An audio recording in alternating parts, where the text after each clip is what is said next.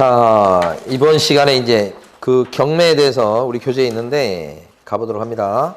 경매 절차를 갖다가 10단계를 지금부터 봅니다. 처음에 나오는 절차가 뭐냐면 경매 붙이는 걸 경매 신청이라고 그래요. 경매를 붙였다. 채권자들이 경매를 넣는 거란 말이에요. 경매 종류가 두 종류인 걸 아셔야 됩니다. 하나가 임의경매라고 하는 게 있고요.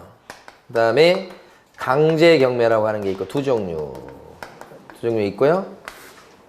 둘 중에서 은행에서 붙이는 경매는 뭐예요? 임의경매.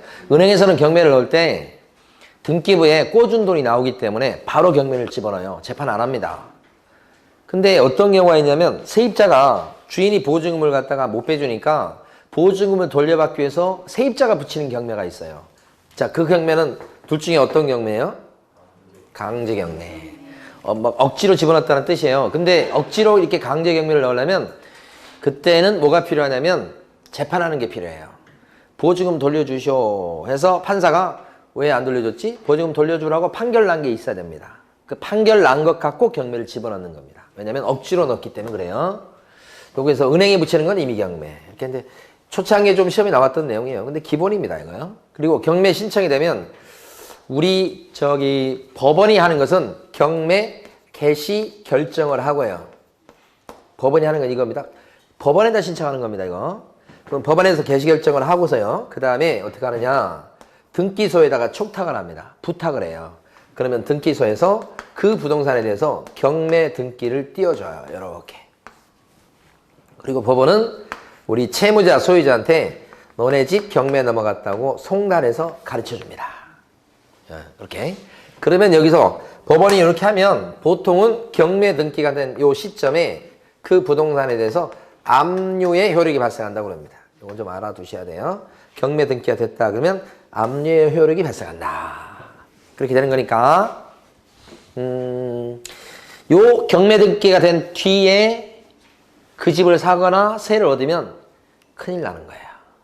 그 집을 샀는데 경매 등기된 걸 보고 샀기 때문에 혹시 경매 절차가 쭉 진행돼서 낙찰자가 나와버리면 그 낙찰자한테 돈 주고 샀던 사람은 이걸 보고 샀기 때문에 소유권을 뺏겨요.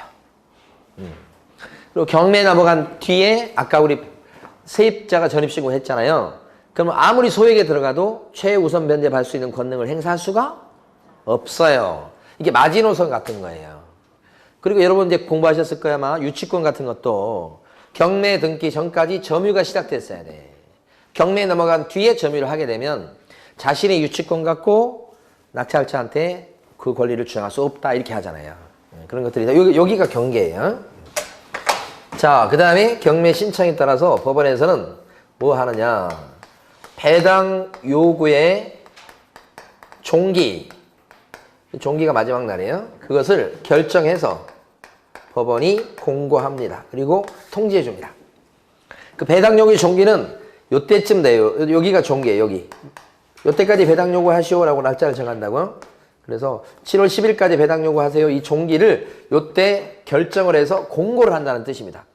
여기가 종기란 뜻이 아니고 이 종기를 요때 공고합니다. 공고 날짜 4월 10일. 자, 배당 요구 요때까지 하시오. 이렇게 된 거예요. 법원이 하는 겁니다, 지금. 그리고 나서 이제 법원은 팔 준비를 합니다. 이걸 매각 준비다. 이렇게 하는 거죠. 팔 준비를 하시고 팔 준비한다는 건 뭐냐면 감정평가를 하게 만듭니다. 감정평가 법인한테다가 감정가가 나와야지 경매를 진행할 거니까 여기서 법원이 감정평가 법인에다가 감정평가 해주시오 이렇게. 그 다음에 집행관한테 가가지고 누가 거기 지금 차지하고 있는지 한번 보고 오시오 이렇게 하는 거예요. 그럼 집행관이 가서 현황조사서 이걸 딱 만들어 옵니다. 그 다음에 또 뭐가 있냐면 법원의 사법보좌관이 매각 물권 명세서라는 그 자료를 또 만들어 놓습니다. 경매 들어올 사람을 위해서 그렇게 만들어 놓은 겁니다. 그게 매각 준비예요. 세부적 내용은 안 나옵니다. 그 다음에 이제 네 번째 가시면 매각 공고를 띄워요. 공고.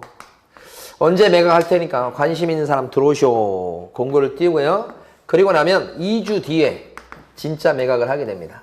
요게 매각 실시.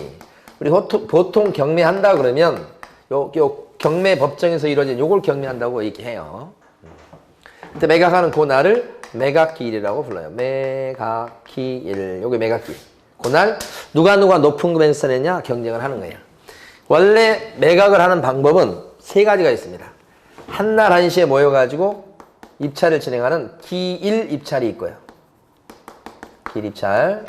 자, 두 번째 방법은 호가 경매라고 해서 한날 한시에 모이지만 입찰표를 쓰진 않고요. 원하는 금액을 부르는 게 있어요. 호가 경매. 우리 이제 저기 무슨 뭐 수산시장이나 이런 데서 막 말로 하는 뭐 이렇게 손짓 해가지고 하는 그런 것처럼. 근데 이건 이제 호가라고 그래서요.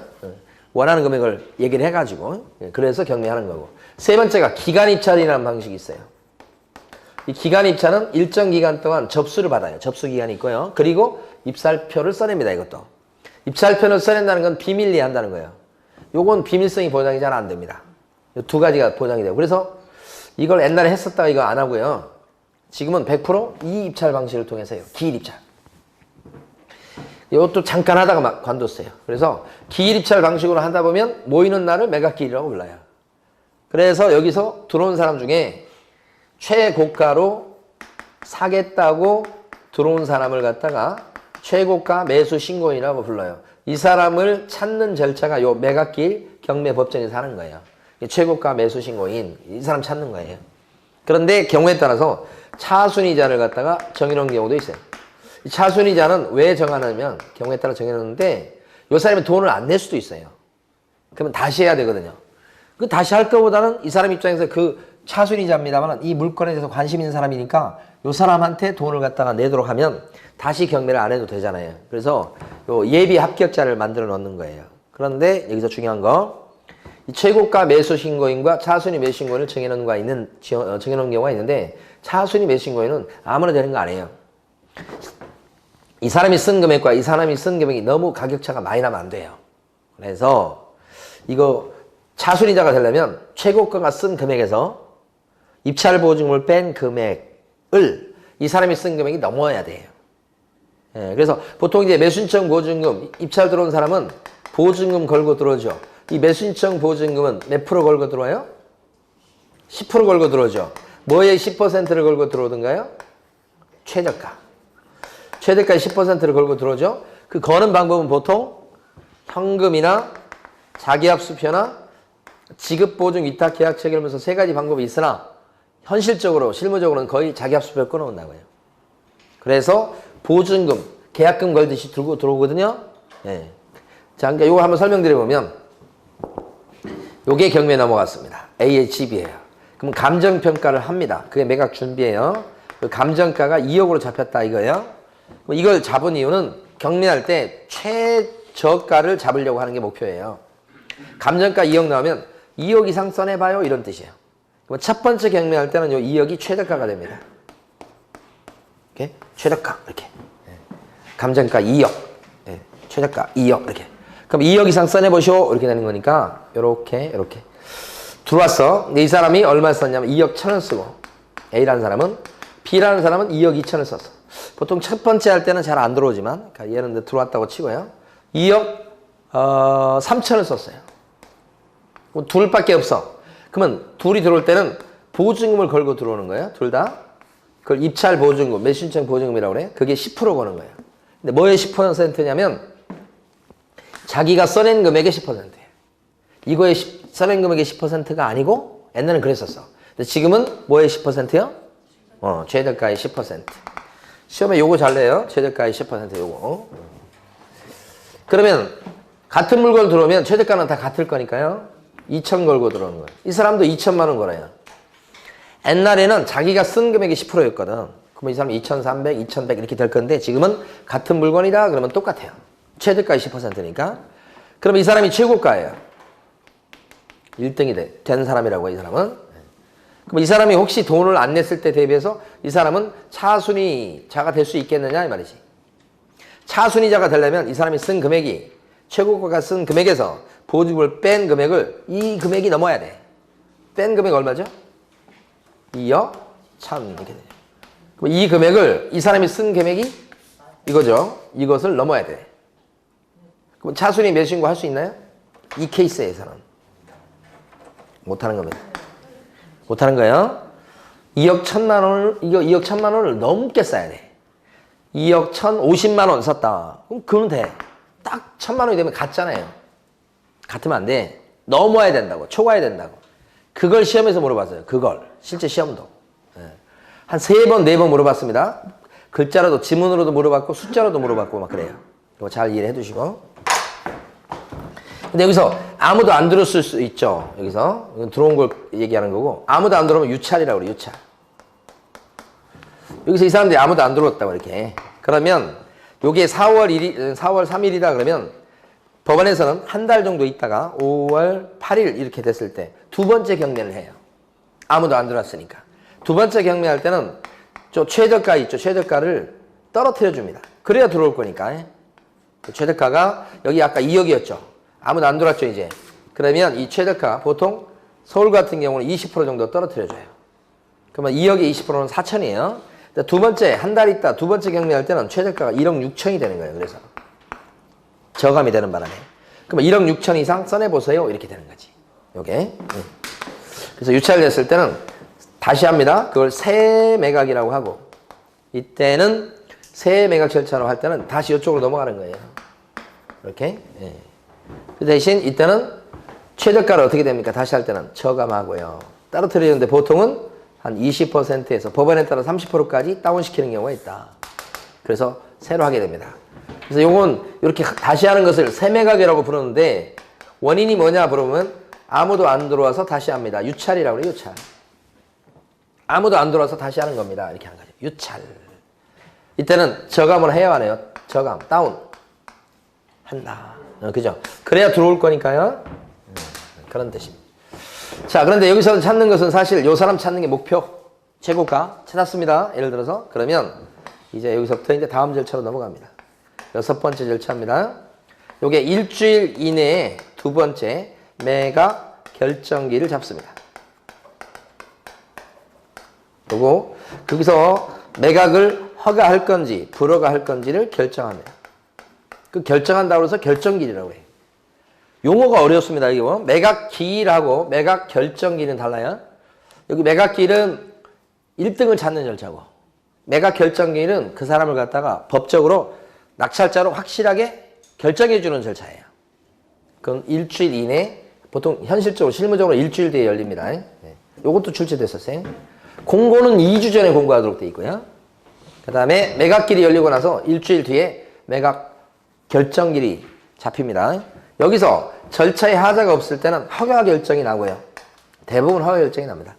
절차에 문제가 있어. 뭐 송달이 제대로 안 됐다든지 경매 물건에 대해서 감정평가가 제대로 안 됐다든지 빼먹고 감정평가했다든지 뭐 이런 거 있잖아요. 그러면 불허가 결정이 날 수도 있어요. 드물어요. 대부분 뭐요? 허가 결정이 납니다. 허가든 불허가든 거기에 대해서 불만이 있는 사람은 이제 판사 나오라고 해서 항고할 수가 있어요. 이거 판사가 여기서 결정해 주는 게 아닙니다. 자, 여러분 사법보좌관이라고 하는 그런 직책이 있어요.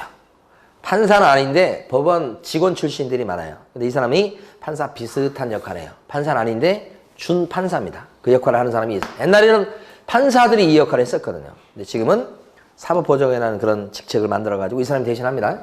그런데 여기서 사법보좌관이 허가 내줬는데 그거에 대해서 불만이 있으면 일주일 이내 항고할 수 있도록 돼 있어요. 일주. 불허가에 대해서 불만이 있으면 역시 항고할 수 있는데 그 기간도 일주일 이내 하도록 돼 있고 넘어가면 못하고요. 이건 좀 드물어요. 근데 항고를 하면 이제 그때 판사 얼굴을 봐요. 그때. 그럼 판사가 나타나가지고 사법보좌관이 제대로 했는지 안 했는지를 다시 한번 검토를 합니다. 그래서 만약에 사법보좌관이 제대로 했다 그러면 어떻게 하느냐. 그러면 이거 항고하면 안 돼. 대들면 안 되잖아. 그랬을 때는 자 항고했을 때 그거에 대해서 기각을 합니다. 기각. 안 받아줘요. 안 받아주는 거 기각이라고. 판사가 딱 보니까 사법보좌관이 잘못했네. 그러면 인용을 합니다. 인용. 받아준다는 뜻이에요. 근데 대부분 기각이에요. 보통. 그런데 요 항고를 갖다가 가만히 보니까 옛날에 보니까 돈도 안 걸고 막 항고할 수 있도록 하니까 돌아가면서 전부 다 항고를 한 번씩 해봐. 세입자 한 명이 했더니 좀 있으니까 또 세입자 두 번째 사람이 하고 뭐 주인도 하고 그 옆에 있는 사람도 하고 뭐 권리자도 하고 하면서 돌아가면서 하니까 경매가 끝나질 않는 거예요. 계속 지연되는 거예요. 경매 절차를 지연시키는 수단으로 이걸 많이 써먹었어요. 그래서 이제 어떻게 하냐면 항고할 때 맨입으로 안 되겠다 이렇게 된 거예요. 그래서 항고할 때는 항고 보증금을 공탁하도록 합니다. 그런데 그 공탁할 돈이 10%입니다. 뭐의 10%냐면 낙찰가의 10%입니다. 매각가요. 낙찰가. 그죠? 매각 가격의 10분의 1을 공탁하도록 합니다. 이때 공탁하는 방법은 금전을 공탁해도 오케이. 그 다음에 유가증권을 갖다가 공탁해도 오케이. 하여간 공탁하도록 그렇게. 그러니까 돈 걸고 하시오. 그러니까 항고가 그냥 싹 사라진 거예요. 거의. 그 전까지 돈 안 걸고 막 항고하니까 한 번씩 그냥 재미 삼아서 막 해보고. 그래서 경매 절차를 막 끌었었는데 돈 걸고 하시오. 그러니까 싹 없어지잖아요. 예? 그래서 지금은 이제 경매 절차가 이런 것 때문에, 이런 제도 때문에 많이 이제 절차가 신속하게 진행되는 그런 걸로 바뀌게 됐죠. 그거? 그러다가 공탁했다가 아까 말씀드린 기각당하면 어떻게 됩니까? 이거 뜯기는 거야. 낙찰가의 10%니까 큰 금액입니다. 3억에 낙찰 받았다 그러면 3천만 원입니다. 그걸 전부 몰수당하는 사람도 있고 일부 몰수당하는 사람도 있는데 어쨌거나 뜯긴다는 거. 잘못되면. 기각되면 뜯긴다. 일부든 전부든 이렇게. 큰 위험부담을 안고 하는 겁니다. 그러니까 진짜 억울한 사람만 항고하시오. 그런 취지가 이 노란 거에 담겨져 있어요. 근데 이 경우는 불허가에 대해서 일주일 내에 항고하는 겁니다. 근데 이때는 공탁하진 않습니다. 왜냐? 이런 경우가 불허가 떨어지는 경우가 굉장히 드물어요. 많지가 않다고. 그죠? 그리고 불허가 한 거에 대해서 항고할 사람도 많지 않아요. 이거에 대해서 항고할 사람은 요런 사람밖에 없어. 여기는 많아도. 그래서 이때는 공탁하라고 하지 않습니다. 좀 어려운 겁니다.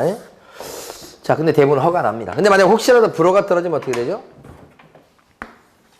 다시 할 수밖에 없어요. 이것도 다시 하는 것을 세매각이라고 부릅니다. 이것처럼. 근데 이유가 뭐죠? 이유?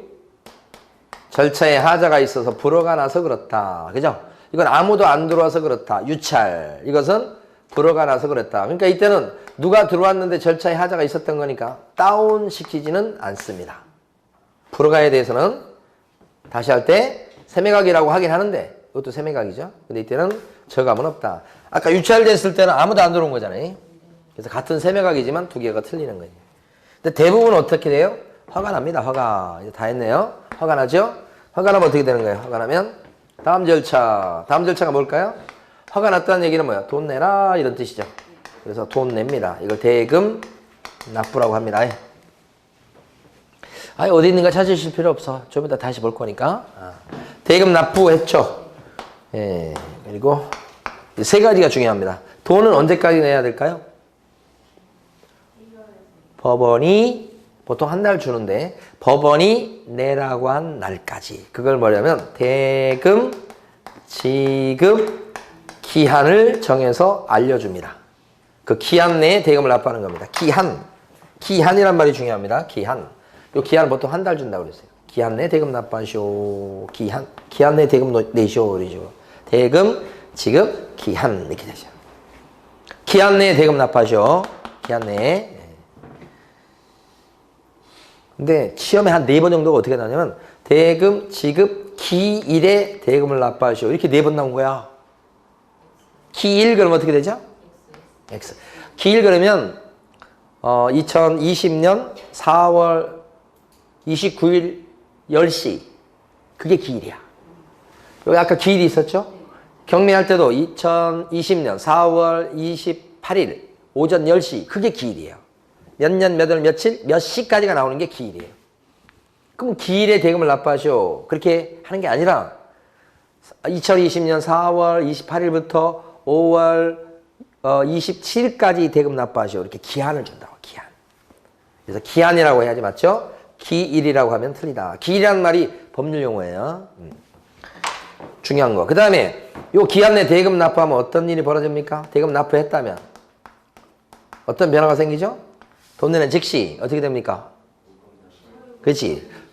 소유권 취득. 소유권 취득을 모르는 사람이 없는데 언제 취득한다고요? 즉시가 중요해요. 돈 내는 즉시. 등기부는 아직 정리가 안 돼 있어도 돈을 납부했죠. 그러면 법에 따라서 그냥 저절로 소유권 취득하는 거예요. 이게 바로 그 유명한 법률 규정에 따른 물권 변동이라고. 여러분 상속이라든지 경매 뭐 이런 거 배우셨잖아요. 그게 이거 들어가는 거예요. 즉시 취득합니다. 기한이 만료된 때 아니고요. 여기도 중요한 부분입니다. 대금 납부 안 하면 어떻게 됩니까? 돈 안 내면. 대금 납부 안 했다 그러면요. 돈 내야 될 사람이 지금 돈 안 내는 거 아닙니까? 그래 안 내는 수도 있어요. 그럼 어떻게 돼요? 임자를 못 찾았잖아요. 다시 할 수밖에 없어요. 이 다시 하는 것을 재매각이라고 불러요. 이번에 재매각. 아까 아무도 안 돌아서 새로 하는 것을 새매각. 그죠? 이때는 저감을 해야 된다고 그랬어요. 두 번째요. 절차에 좀 문제가 있어서 다시 하는 것을 새매각이라고 하는데 이건 불허가 처분을 받아서 하는 거니까 저감이 없어요. 누가 들어오기는 왔었어요. 절차에 좀 문제가 있었던 거예요. 이 경우는 어떻습니까? 허가 결정 받았어. 허가까지 났어. 그런데 뭐예요? 돈을 안 내고 도망간 거예요. 그러니까 이럴 경우도요. 다시 한다 그랬을 때 이것을 재매각이라고 하는데 이때는 어때요? 저감이 있을까요? 없을까요? 다운 없이 종전의 최저가로 그냥 다시 하는 겁니다. 돈 안 내고 도망가서 그렇지. 그죠? 그래서 이것을 뭐라고 그래요? 재매각. 이 원인이 뭐죠? 대금 납부 안 해서 그렇다. 돈 안 내고 도망가서 그렇다. 그래서 재매각은 요거 딱 하나밖에 없어요. 재매각 그러면 돈 안 낸 거. 재매각 할 때 재차를 재산을 연상하세요. 재산. 재산이 돈이죠. 돈 안 냈어요. 대금 납부 안 했어요. 그럼 뭐예요? 재매각. 나머지는 전부 다 뭐예요? 세매각. 요것만 재매각. 그럼 대금 납부 안 한 사람은 어떤 불이익을 당할까요? 여기 지금 참 중요한 부분입니다. 대금 납부 안 한 사람은 어떤 불이익을 당할까요? 자기가 걸었던 보증금 어떻게 해야 되겠어요? 보증금. 뜯기겠죠? 보증금 몰수. 이 사람이 돈 안 내는 바람에 새로 하게 생겼잖아요, 지금. 그러니까 걸었던 보증금 어떻게 해요? 몰수. 또 한 가지 불이익은 재매각 절차로 넘어가면 그 재매각하는 그날에 더 이상 뭐예요? 입찰을 못 들어오죠. 재매각에는 참여할 수가 없다. 입찰을 제한하죠. 못 들어온다. 그래야 되겠어요. 자, 요 부분이 중요하고 여기까지. 그러니까 중요한 부분이 여기가 중요하고 여기가 중요하고 항구 부분 좀 중요하고 조금. 그 다음에 여기가 또 중요하지. 그래서 세 부분이 중요한 거예요. 자, 돈 냈습니다. 그러면 뭐예요? 여기부터는 이제 하나도 안 중요해요. 돈 남았으니까 어떻게? 나눠 가져야 되겠죠. 돈을 채권자들이 나눠 갖는 것을 뭐라고 그래요? 배당. 나눠 가질 때는 등수가 정해지겠죠. 뭐 최우선 면접관, 우선 면접관 뭐 이런 거 있잖아요. 그다음 배당이 딱 되고 그다음에 또요. 그다음에 등기부는 지금 정리가 됐나요? 아직 안 됐지. 소유권은 벌써 이때 취득했지만 등기부상의 명의는 아직까지 옛날 그 주인 이름으로 돼 있을 거 아니에요. 그 또 등기부를 갖다 정리해야 되겠죠. 이전 등기. 이때도 법원에서는 등기소에 촉탁을 해서 이전 등기를 하게 됩니다. 요거요. 그리고 등기부까지 정리됐는데 막상 가보면 거기 안 나가고 해서 지금 버티는 사람이 있을 수 있죠. 그 사람을 끄집어내야 되겠죠. 끄집어내는 걸 뭐라고 그래요? 인도라고 그래요. 끄집어내는 걸 인도라고 그래요. 명도 받는 걸 얘기합니다. 이렇게. 그래서 경매 절차가 끝난다. 경우에 따라 강제 집행하게 되는 경우도 일부 있을 수 있어요. 경매 절차가 총 10단계 절차다. 자, 이제 교재 한번 정리해 볼 겁니다. 예, 저기요. 590페이지부터 갈게요. 거기 중요하게 해야 될 게 나머지는 다 그런데 자.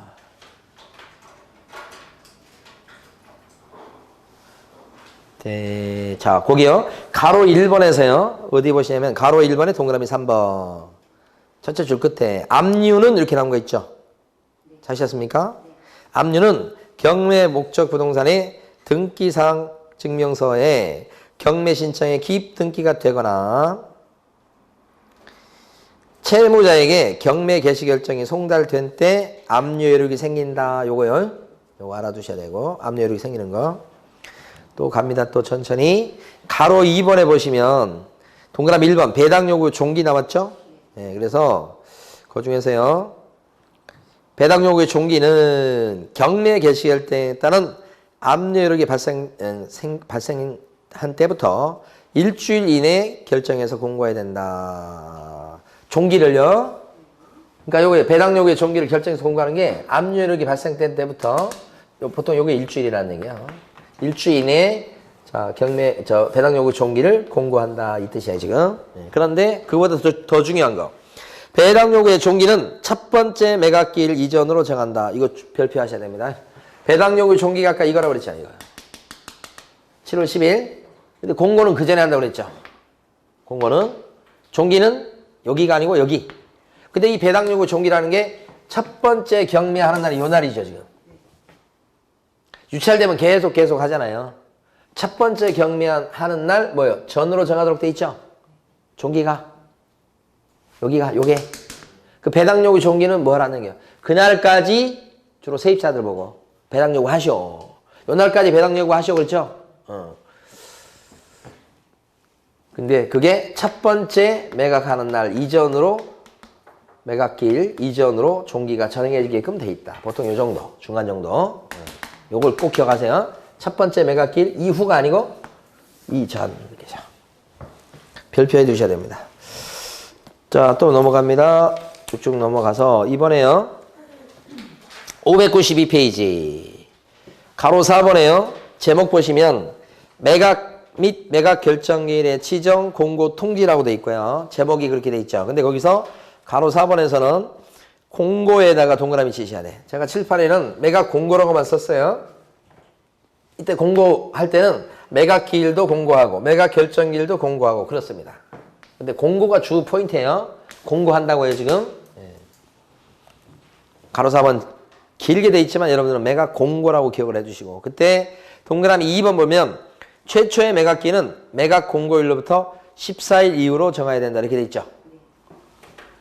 자, 매각 공고일로부터 며칠 이후에 매각 결정기를 정한다고요? 14일. 2주예요. 요거 2주. 그죠? 요 간격이 2주는 돼야 돼요. 최소한. 그래야 이제 정보를 알고 들어올 수 있죠.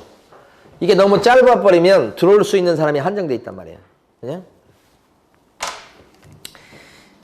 이거 하니까 또 갑자기 생각났는데 옛날에 보면 그 법원에 가면 판사들이 높은 자리까지 올라가면 법원장급이 돼요. 그러니까 지방법원장은 되게 높은 거예요. 그 지방법원장이 좀 있다가 이제 뭐 저기 뭐요? 막 대법관 되고 막 그런 자리에 올라가는 거예요. 굉장히 높은 자리에 올라갑니다. 근데 거기서 승진을 못하게 되면 이제 퇴직을 하셔야 돼.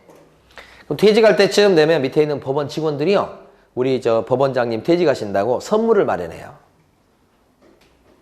그러면 십시일반은 뭘 돈을 모으는 게 아니고요. 그 법원에 진행되는 경매 물건 중에서 괜찮은 물건을 공고를 안 내고 싹 빼둬요. 그러면 최저가로 받아가실 거 아니에요? 퇴직 선물이라고 하는 꿈에서 본 것 같아, 제가.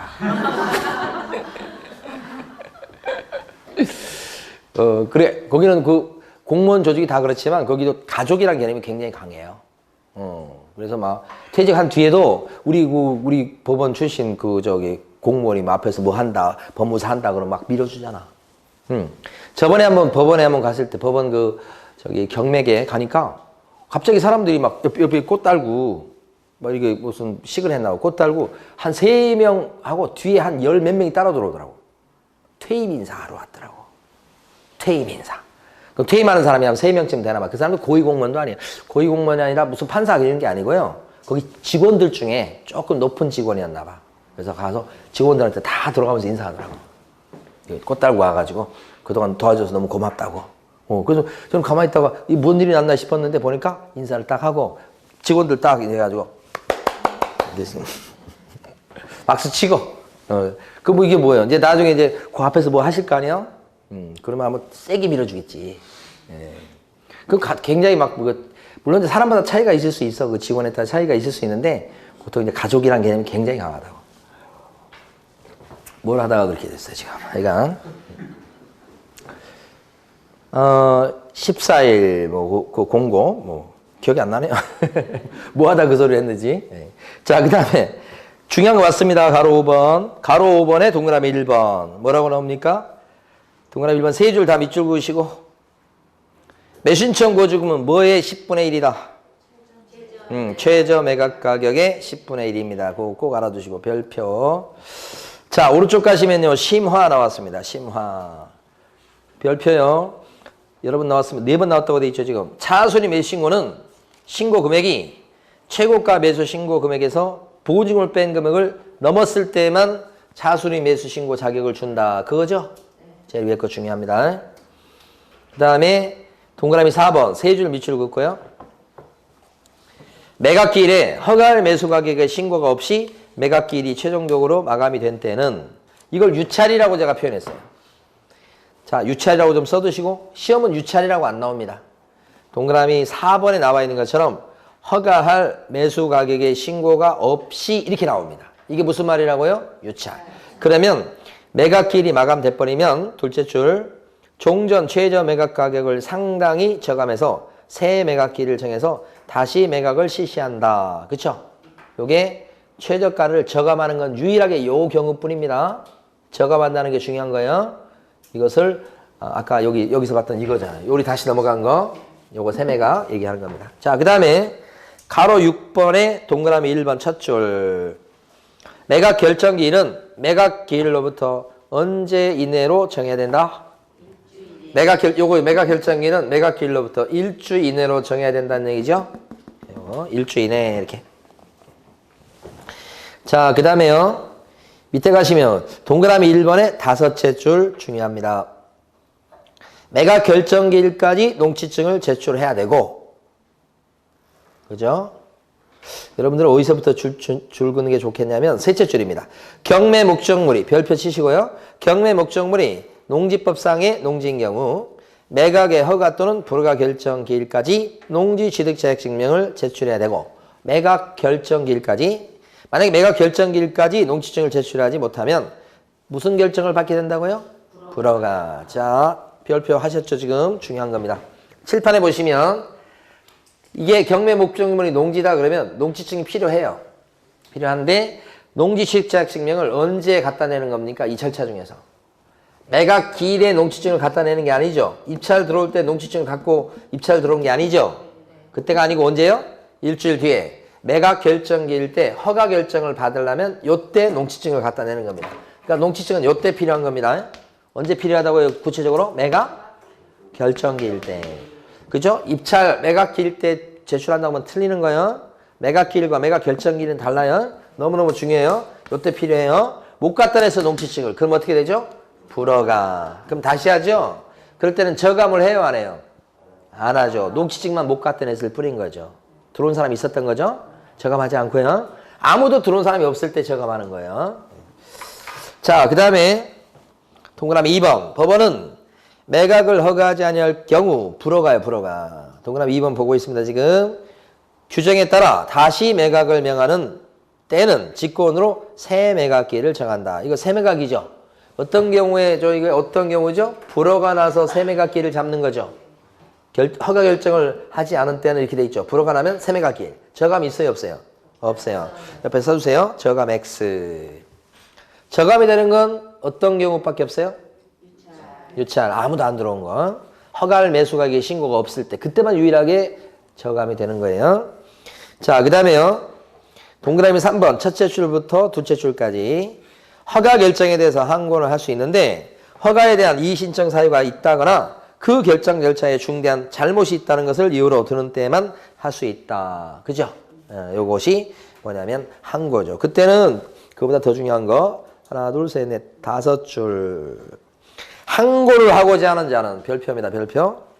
예외 없이 보증으로 매각 대금의 10분의 1에 해당하는 금전이나 또는 법원이 인정하는 유가증권을 공탁해야 되겠다. 그렇습니다. 항고하려면 반드시 뭐요? 항고 보증 공탁. 근데 그게 10%죠? 뭐의 10%요? 최저가 아니고? 최근에 잘 나옵니다. 최근에. 매각 대금의 10분의 1이다. 매각 대금, 매각가. 낙찰가입니다, 이게. 매각 대금이라고 돼 있죠. 매각 대금의 10분의 1을 공탁해야 되겠다. 그 얘기죠. 자, 다음 페이지 갑니다. 가로 7번. 자, 매각 대금의 납부라고 돼 있죠. 그래서 보면 동그라미 1번. 셋째 줄까지 밑줄. 허가 결정이 확정되면 법원은 대금 지급 기한을 정해서 최고가 매수 신고인에게 통지한다. 기한에 동그라미 치셔야 돼. 기일이 아니고 뭐라고 그랬어요? 기한. 자, 근데 최고가 매수 신고인은 그 기한까지 대금을 어떻게? 납부해야 되겠다. 그죠? 그러면 동그라미 4번. 어떤 변화가 생깁니까요? 동그라미 4번. 어떤 변화가 생겨요?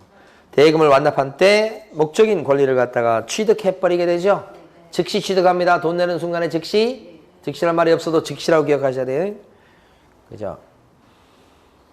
됐고요. 자, 됐습니다. 나머지는 뭐 넘어가도 되겠습니다. 자, 문제요. 5번 문제 한번 풀어보십니다.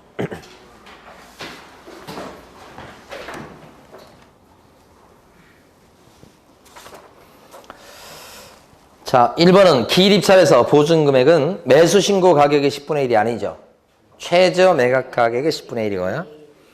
2번은 차순위 매수 신고는 아무나 할 수 있는 게 아니고 차순위자의 신고액이 최고가 신고액에서 보증금을 뺀 금액을 넘었을 때만 할 수 있죠.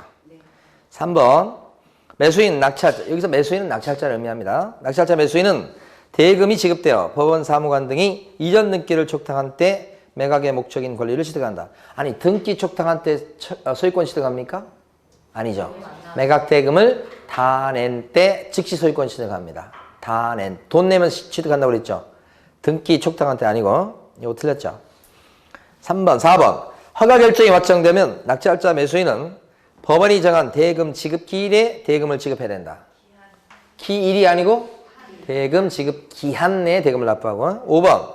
재매각 절차에서는 재매각 절차는 왜 일어나죠? 돈 안 내고 도망가서. 그렇죠? 이때는 종전의 낙찰자는 그 재매각 절차에 다시 입찰 들어올 수 있나요? 돈 안 내고 도망간 사람은 안 껴주죠. 그래서 매수 신청할 수가 없다. 맞는 것은 2번이죠. 2번. 자, 이제 마지막으로요. 교재 몇 페이지냐면 598페이지.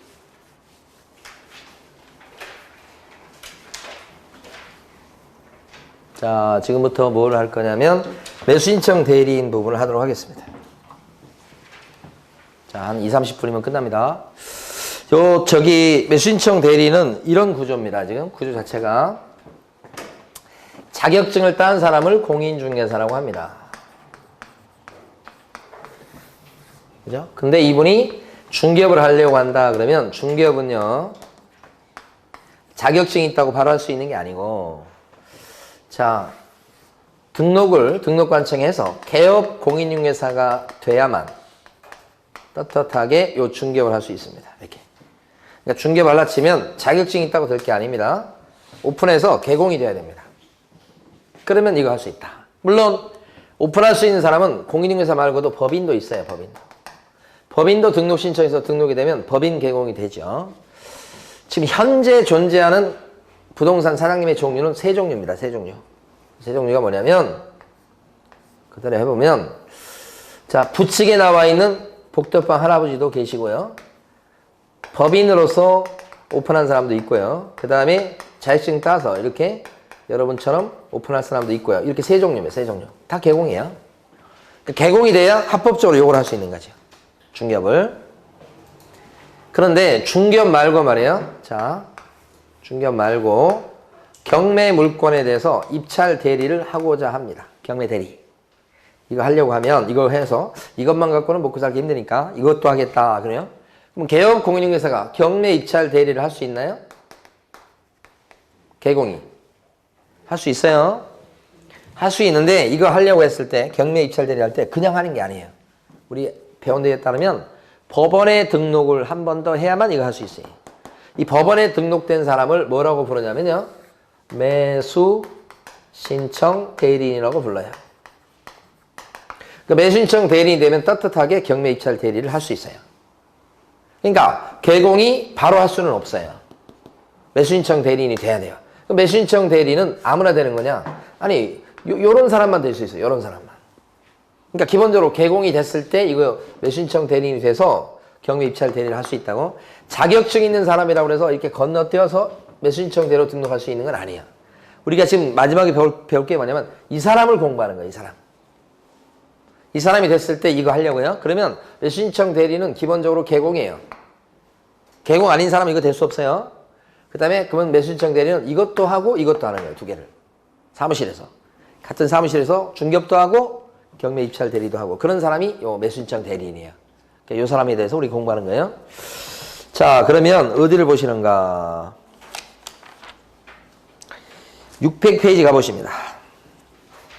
3번 중요합니다.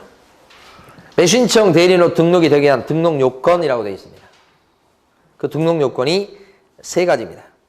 3번의 가로 1번 보시면 뭐라고 되어 있냐면 개업 공인중개사이거나 법인인 개업공인회사일 것. 이렇게 돼 있죠. 가로 1번요. 그게 누구냐? 요게 개업공인회사를 얘기합니다. 그러니까 여기거나 아니면 법인인 개업공인회사일 때 될 수 있다는 거니까 가로 1번 얘기는 어떤 뜻이냐면 부칙개공은 매수신청 대리인이 될 수 있다 없다? 없다. 이걸 써주셔야 돼. 가로 1번 얘기예요. 그러니까 법인 개공이나 공인 개공만 될 수 있다 이런 거예요. 자, 우리 법조문에는 개업공인회사이거나 라고 되어 있지만 여러분들 이해하실 때는 공인 개공으로 이해를 해 주셔야 돼. 법조문이 조금 미흡해요 솔직히.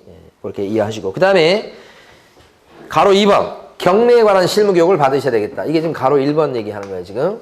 두 번째는 경매 실무교육을 받으셔야 되겠다. 그 실무교육을 받아야만 매수신청 대리인으로 등록할 수 있다 이런 뜻입니다. 이렇게. 그때 가로 2번 내용 중요합니다 지금. 경매 실무교육은 자 거기요 동그라미 1번의 둘째 줄. 만약에 법인이라고 한다면 경매 실무교육을 누가 받을까요? 누가 받아야 될까요? 그렇죠. 대표자만 받으면 됩니다. 대표자만 받습니다. 임원상은 다 받는 거 아닙니다. 너무너무 중요합니다. 경매 실무교육은 누구만 받는다고요? 대표자만. 그 몇째 줄에 있냐면 둘째 줄. 동그라미 1번 둘째 줄 대표자를 말한다. 그럼 어디 가서 경매 실무교육을 받느냐? 셋째 줄. 법원 행정처장이 뭐요? 지정하는 교육기관에 가서 받는다. 그죠? 어디 가서 경매 실무교육을 받는다고요? 법원 행정처장이 지정하는 교육기관. 법원 행정처장을 기억하셔야 돼요. 법원 행정처장이 지정하는 교육기관. 이렇게. 요걸 바꿉니다. 지방법원장이 지정하는 교육기관 그러면 안 됩니다. 그 전에 이거 알아두셔야죠. 경매 입찰 대리를 하려고 합니다. 그랬을 때는 자 법원에 등록한다고 해서 법원 요 등록을 한 번 더 해야 되죠. 이 등록을 어디 하는 등록이에요? 법원. 자, 요 중개업을 하려면 등록을 해야 된다고 그랬죠. 등록하고서 중개업을 해야지 되죠. 그럼 요 등록을 어디 가서 등록하는 거죠? 등록관청. 그래서 등록관청에 등록이 됐을 때가 바로 개공. 법원에 등록이 됐을 때가 매수신청 대리인. 여기서 얘기한 법원이 지방법원장이에요. 그러니까 여기 지금 광명 같은 경우는 안산 지방법원장 이렇게 됩니다. 지방법원장 굉장히 높은 사람이라고 그랬어요. 지방법원장한테 매수신청 대리인 등록하는 걸 얘기합니다. 그러니까 매수신청 대리인 등록은 어디 가서 하고요? 지방법원장. 경매 실무교육은 어디 가서 받고요? 법원 행정처장은 더 높아요.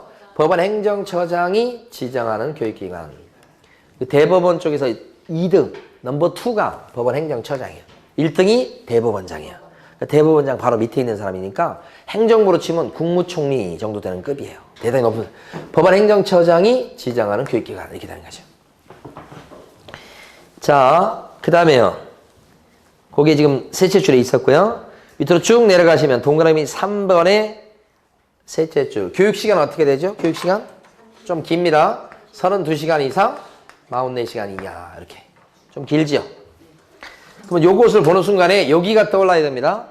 자, 중개사무소를 개설 등록해서 오픈할 때도 세 가지 조건을 갖춰야 됩니다. 그죠?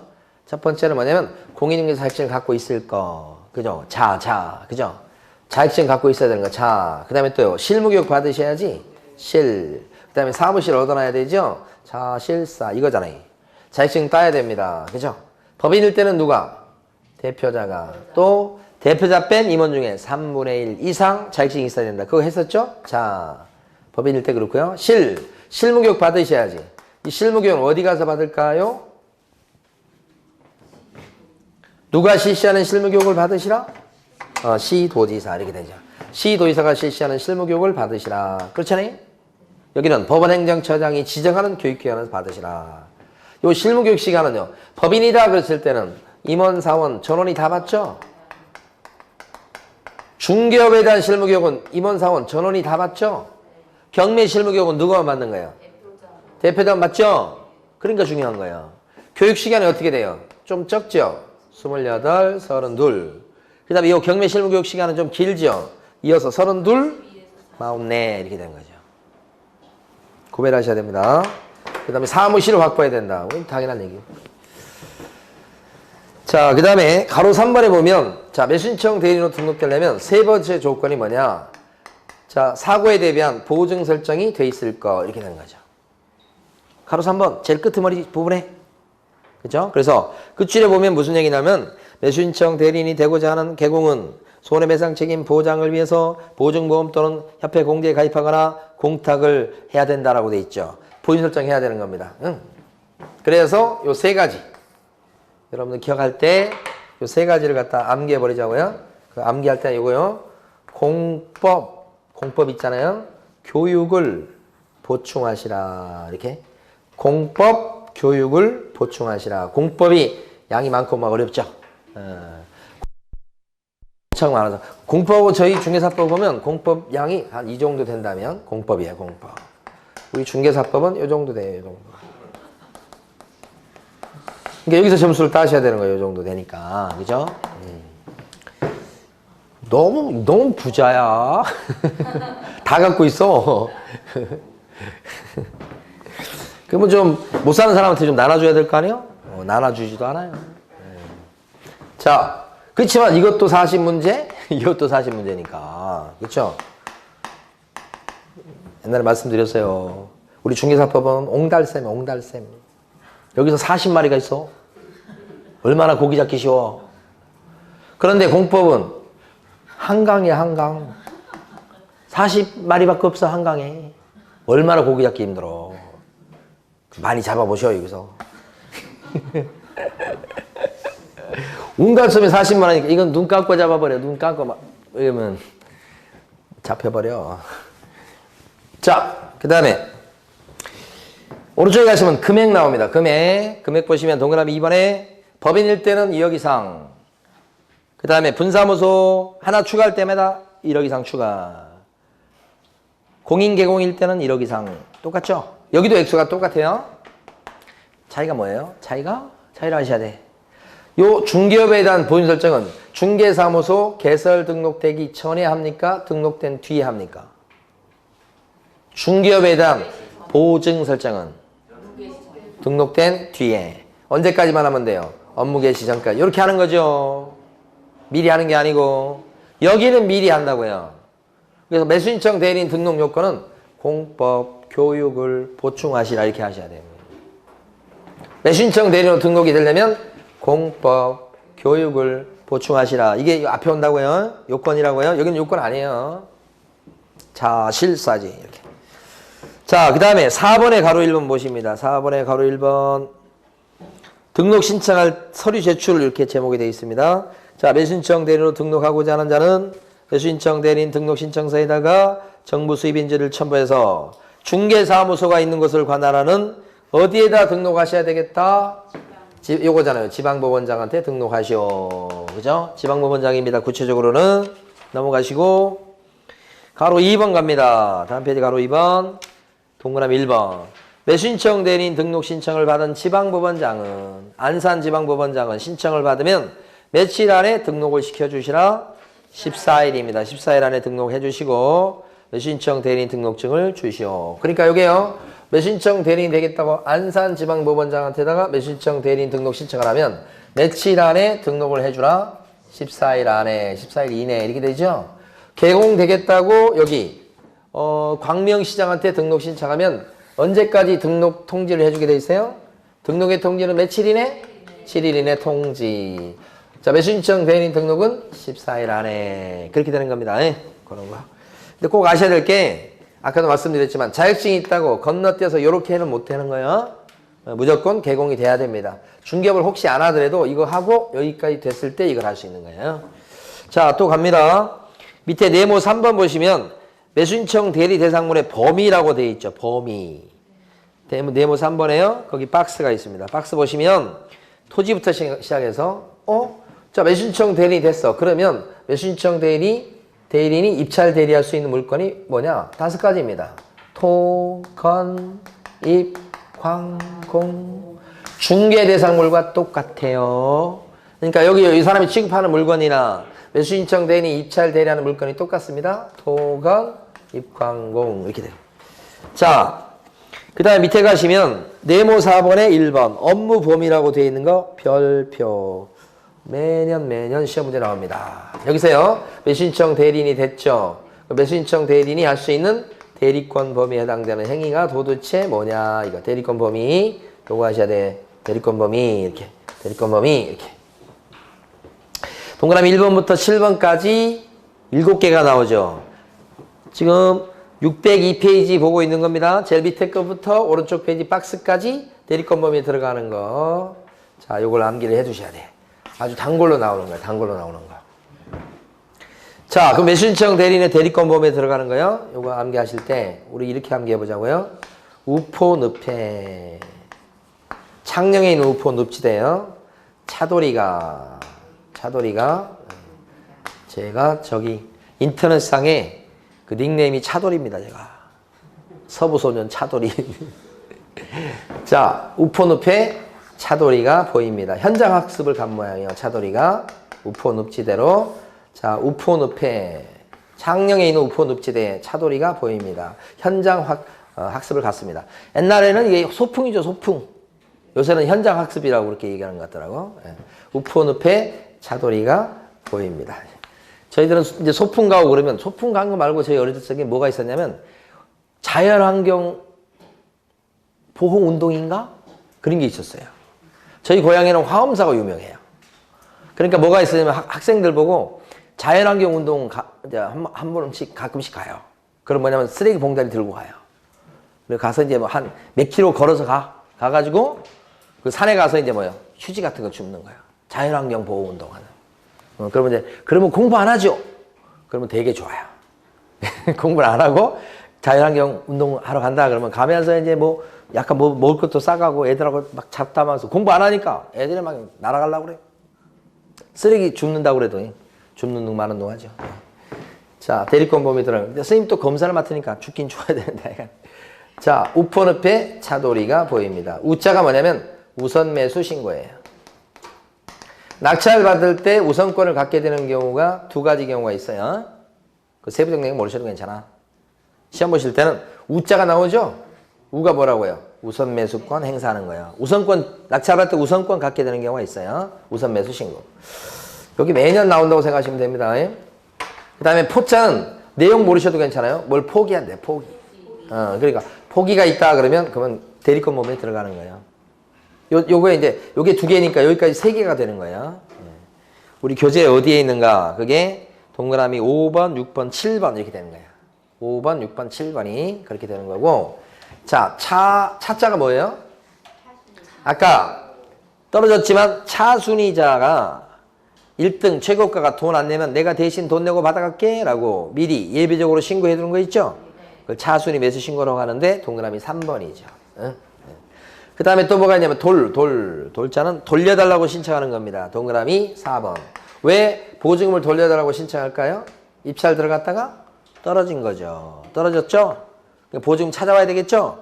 찾아오는 것을 대신할 수 있다는 겁니다. 그러니까 매수신청 대리는 투자자 대신 돈 낸 사람 대신 할 수 있는 거예요.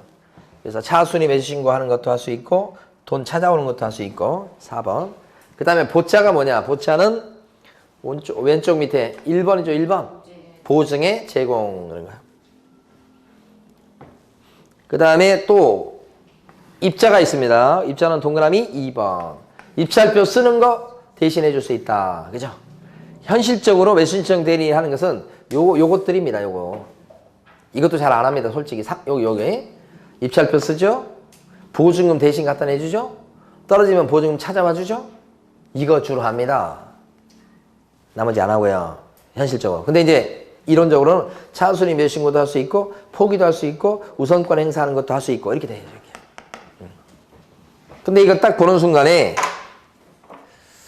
뭐가 있냐면 우리가 이제 그 아까 보면 허가 또는 불허결정 받은 사람이 거기에 대해서 불만이 있으면 항고하는 거 있죠. 항고하는 것은 대리권 범위에 들어갑니까? 대리권 범위에 들어가야 항고? 없잖아요, 항고가. 그럼 이건 매수신청 대리인이 항고는 대신할 수 없다는 얘기야. 입찰 대리인이 할 수 있는 건 요것밖에 없어. 그러니까 이런 거 못해. 이건 변호사나 할 수 있는 거예요. 그 다음에 또요, 명도소송이라고 하는 게 있어요. 그죠? 소송. 끄집어내는 소송. 이것도 못해요. 명도소송을 돈 받아가면서 할 수 있는 사람 변호사밖에 없어요. 그러니까 매수신청 대리인이 됐다고 해서 명도소송을 해줄 수는 없어요. 항고를 해줄 수는 없어요. 이 법무사 사무실이나 변호사 사무실을 찾아가셔야 되는 거예요, 이건. 매수신청 대리인이 할 수 있는 것은 이런 것밖에 없다. 철저하게 하셔야 됩니다. 자, 그 다음에 오른쪽 페이지요. 2번에 가로 1번. 네, 거의 다 끝나갑니다. 2번에 가로 1번에 보면 매수신청 대리행의 방식이라고 되어 있는 거 있죠. 그 방식은 자, 거기 첫째 줄하고 둘째 줄, 셋째 줄, 넷째 줄까지 다 밑줄 그으셔야 돼요. 자, 개업 공인중개사는 이 사람 매수신청 대리인 얘기합니다. 그래서 대리행위를 하는 경우 대리행위마다 대리권을 증명하는 문서를 제출해야 되겠다. 대리행위마다 대리권을 증명하는 문서를 내는데 대리권을 증명하는 문서가 뭘까요? 한마디로 위임장이에요. 위임장 갖고 대리행위 하는 거예요. 그러면 그 위임장을 갖다가 어떻게 해요? 대리행위 할 때마다 제출한다고. 대리행위가 뭐예요? 칠판에 있는데 이거 할 때마다 위임장을 보여줘야 된다는 얘기예요. 그렇지만 셋째 줄 보면 같은 날 같은 장소에서 대리행위를 동시에 할 때는 그 말은 무슨 말이에요? 같은 법원에서 같은 사건에 대해서 입찰 보증금도 갖다 내고 입찰표도 쓰고 보증도 갖다 내고 이걸 같은 날 같은 장소에 동시에 그러면 위임장 몇 번 보여주면 되겠다? 한 번 보여주면 된다. 그래서 거기 나와 있는 것처럼 하나의 서면으로 대신할 수 있다. 사실 셋째 줄, 넷째 줄이 현실이에요. 앞에 건 이론이고요. 그래서 거기까지.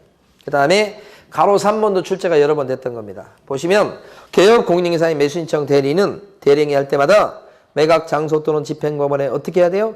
직접 출석하셔야 되겠다. 그러면 이게 중요한 게 뭐냐면 매수신청 대리인 같은 경우에 소속 공인중개사로 하여금 대리로 출석하게 할 수가 있다 없다?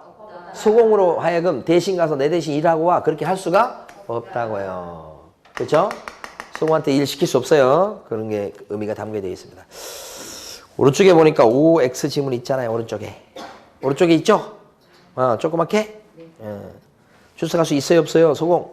없어요. 자, 그 다음에 3번의 가로 1번요. 중요합니다. 3번의 가로 1번.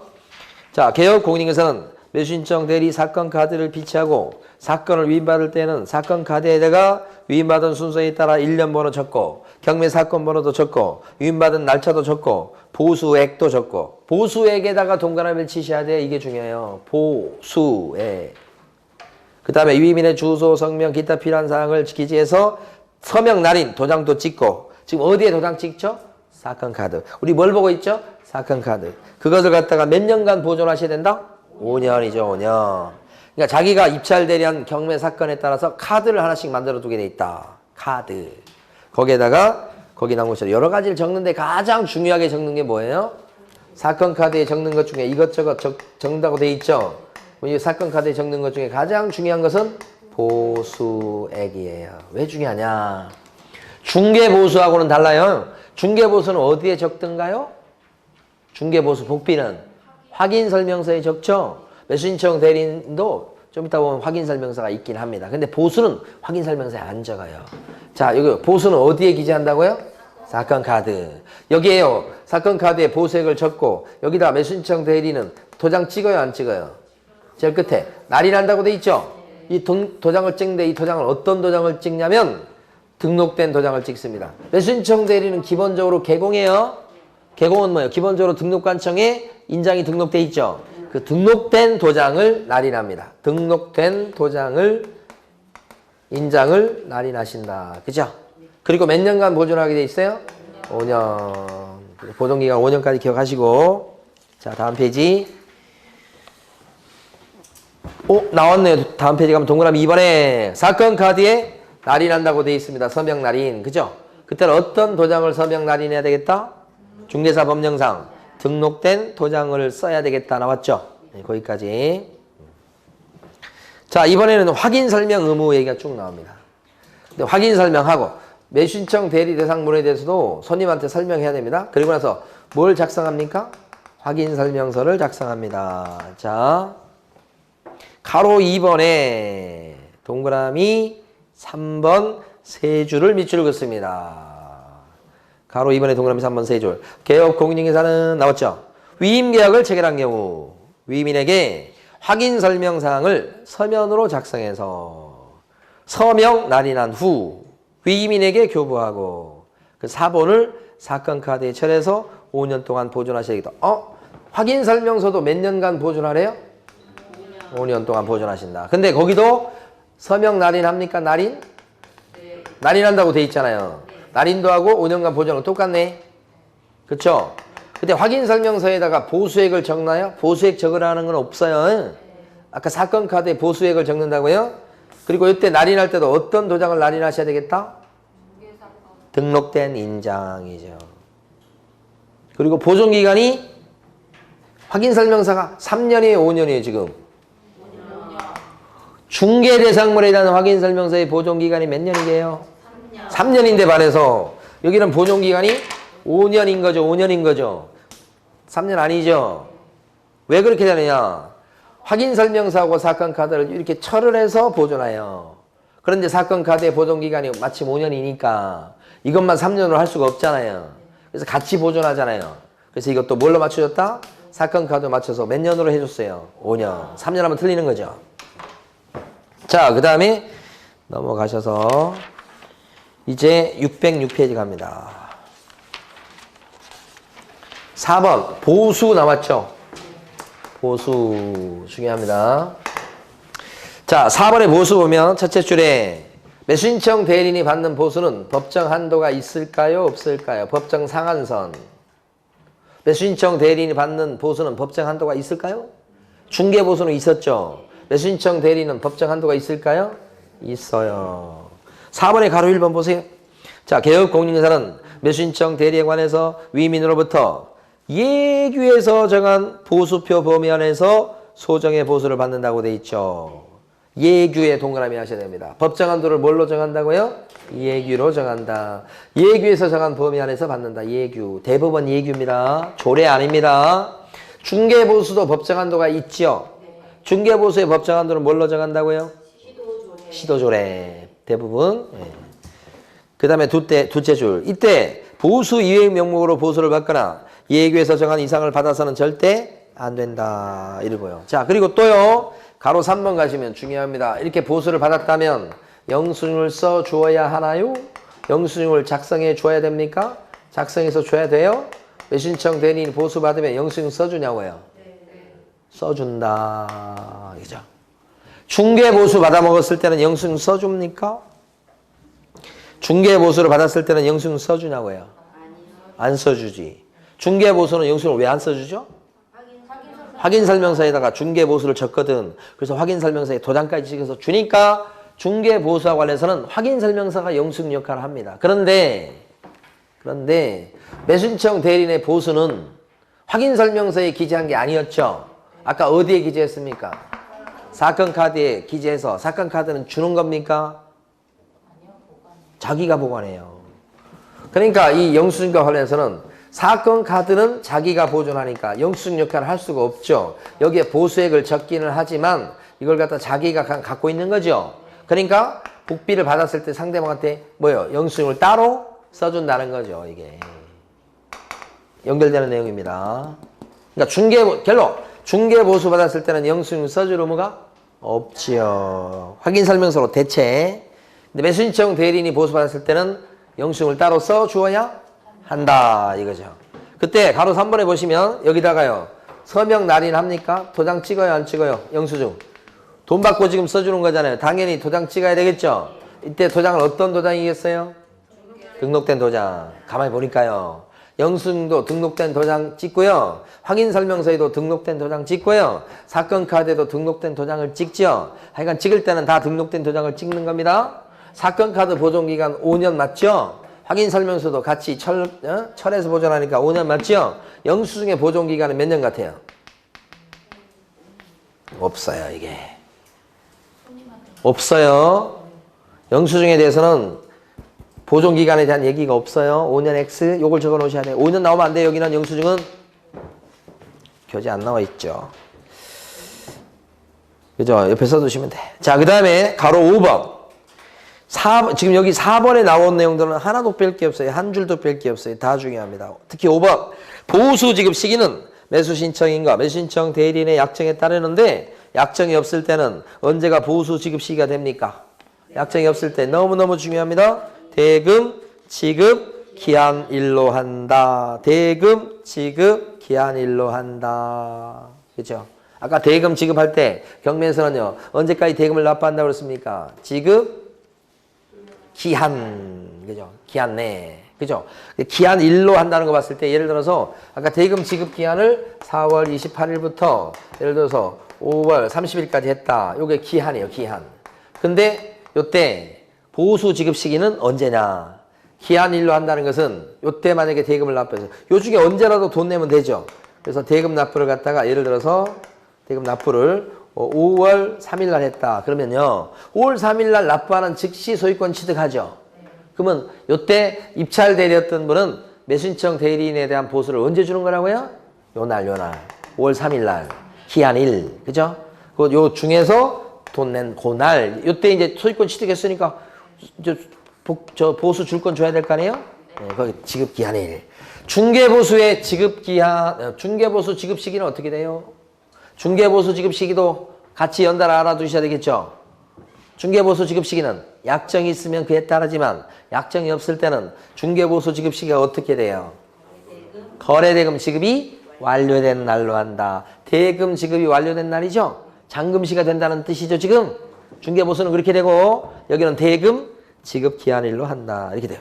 자, 밑에 보면 보수와 관련해서 구체적인 얘기가 나옵니다. 밑에 박스에 보시면 일단 상담 및 권리분석 보수 이렇게 돼 있죠.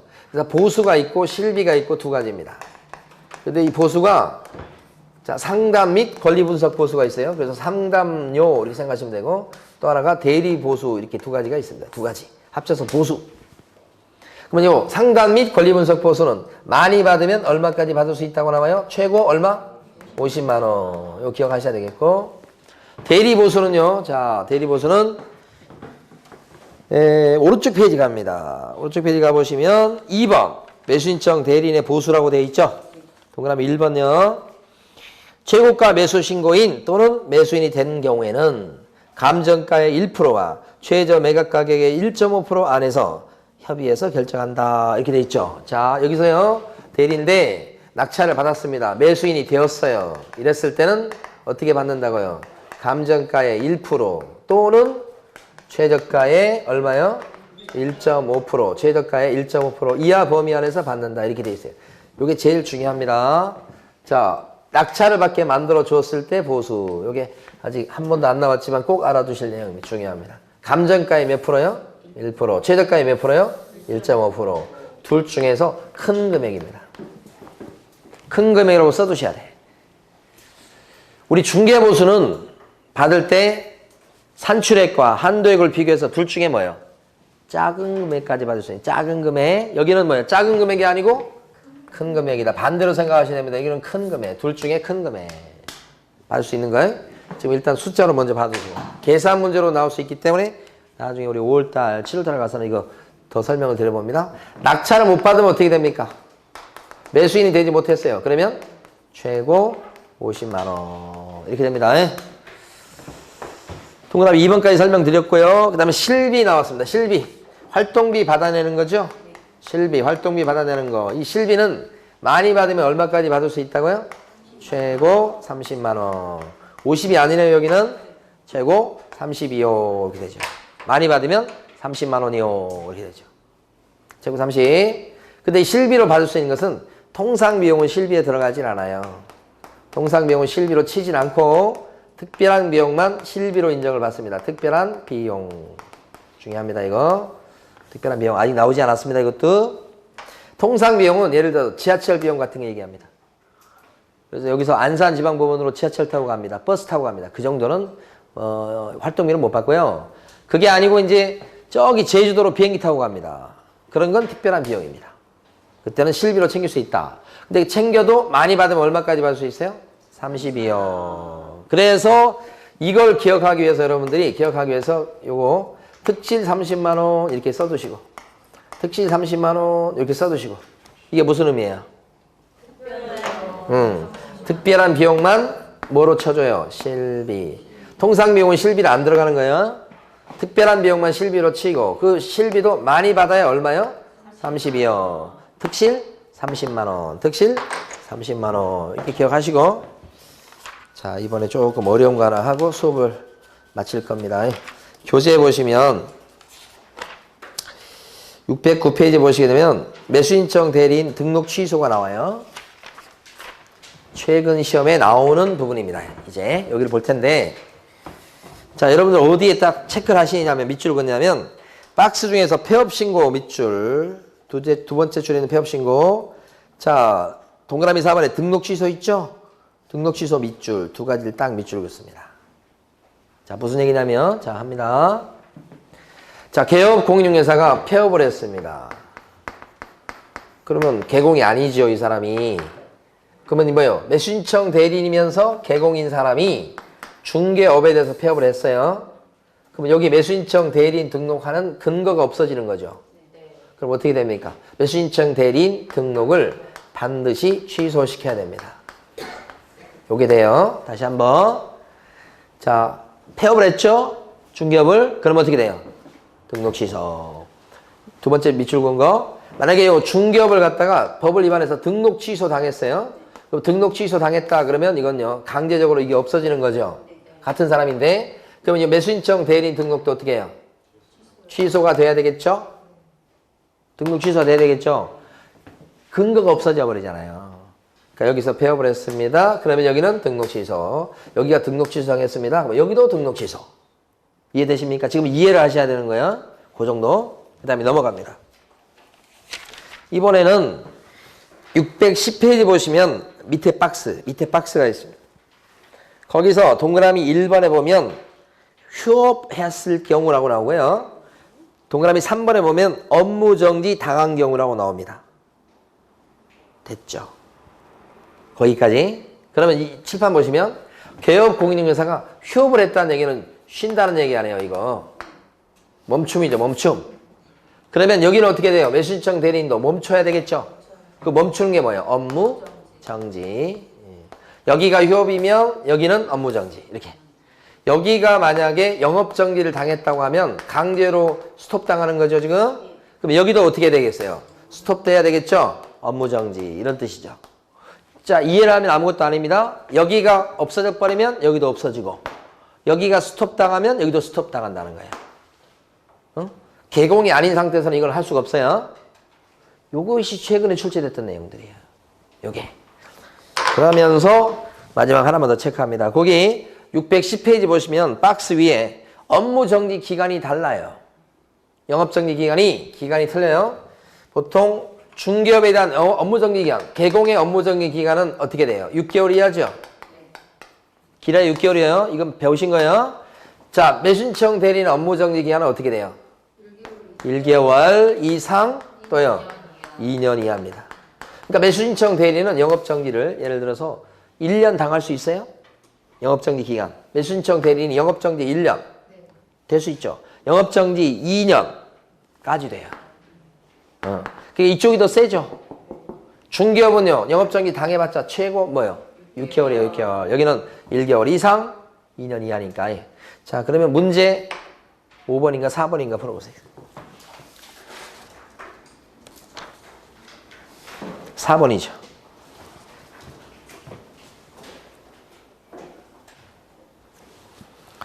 자, 1번은 개설 등록하지 않은 공인중개사는 매수신청 대리로 절대 등록이 안 됩니다. 무조건 하기 싫어도 개공은 무조건 돼야 됩니다. 그 다음에 2번 같은 경우요, 직접 출석해야 되고 보조원으로 하여금 대리 출석하게 할 수가 없죠. 수공한테도 못하는 거예요. 보조원도 더 안 되고. 3번은요, 맞는 말. 그 다음에 4번 같은 경우는 허가 결정에 대한 항고는 여기 보세요. 대리권 보면 들어갑니까? 안 들어간다. 못해줘요, 항고는. 자, 마지막 5번째는 위임장과 매수신청 대리인 등록증 사본을 한번 제출했다. 그러면 다음 날부터는 그냥 대리인마다 대리권을 증명할 필요 없다. 다음 날부터? 아니지. 그날 같은 장소에서 할 때만 필요가 없다는 거고, 다음 날 할 때는 또 해내야지. 5번도 틀렸죠? 틀렸죠? 정답 3번인가요? 네. 이렇게 해서 우리가 또 3, 4월 달 이 험한 시기에 책을 한 번 또 끝냈습니다. 끝냈는데 기억에 남는 게 좀 있는가 모르겠네요. 근데 있잖아요, 우리가 이거 했을 때 까먹는 거 많아요. 근데 기억이 이제 정확히 안 나서 그렇지, 우리 무의식 세계라는 데가 있어요. 거기 어딘가는 저장이 돼 있을 거예요. 믿으세요. 우리 가끔씩 보면 지나가다가 굉장히 많이 본 듯한 사람들이 있을 수 있잖아요. 어디서 봤죠? 정 못하면 꿈에서라도 본 사람이 나오잖아요. 가끔 어릴 적에 보면 꿈속에서 봤던 건데 현실에 그대로 나타나는 경우 있어서 깜짝 놀라고 그런 적 없나요? 꿈속에서 본 건데. 우리 무의식 세계에는 그 기억되는 게 있어요. 그래서 뭔가는 기억됐을 거예요. 그래서 시험장에서 시험 보실 때 정답을 한번 첫 번째 딱 골랐는데 바꾸지 말라는 소리를 그래서 하는 거예요. 우리가 잘 인식 못하지만 우리 무의식 세계 어딘가는 들어가 있어요. 저장이. 첫 번째 게 답일 가능성이 높아서 바꾸면 틀릴 가능성이 있다. 첫 번째 게 무조건 밀어붙이셔야 돼. 하여간 우리 근데 5, 6월 달에 다시 한번 또 기억하기 위해서 또 공부할 거니까. 하여간 그동안 2달 동안 고생 많으셨는데 이제 시작이죠. 지금부터 또 열심히 하셔야지. 지금까지 다 소용없어. 지금부터 하는 게 더 중요한 거예요. 그죠? 자, 수고 많으셨습니다. 예.